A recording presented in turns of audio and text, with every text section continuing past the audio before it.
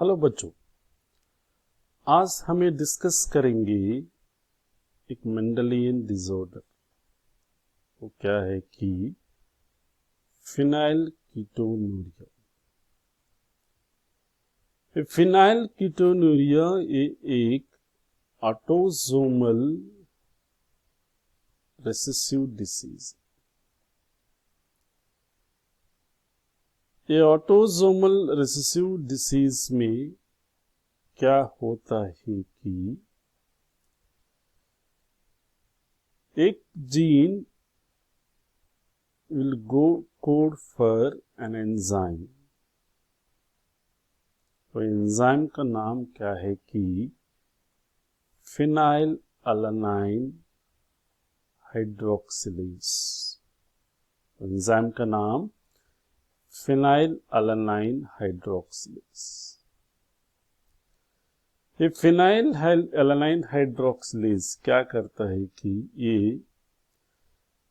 Amino acid phenylalanine को phenyl alanine को convert करता है दूसरा एमिनो एसिड टायरोसिन,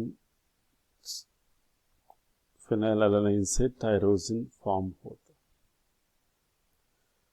है। ये जनरल प्रोसेस। ये एंजाइम काम क्या है कि एमिनो एसिड फिनाइल अलानाइन को टायरोसिन से कन्वर्ट करना। लेकिन due to single gene mutation, so इसमें ये डिसीज में due to single gene mutation, single gene mutation के वास्ते क्या होता है कि ये एंजाइम सिंथेसाइज नहीं होता। So no enzyme that is phenylalanine hydroxylase is not synthesised. ये सिंथेसाइज नहीं होने के वास्ते क्या होता है कि फिनाइल अलानाइन ये फिनाइल पायरुविक एसिड से कन्वर्ट होता है। सो फिनाइल अलानाइन से क्या होता है कि फिनाइल पायरुविक एसिड आता है। ये phenylpyruvic acid and other derivatives, इसके वास्ते क्या होता है कि ये फिनाइल पायरुविक एसिड ये ब्रेन में एक्यूमुलेट होता है।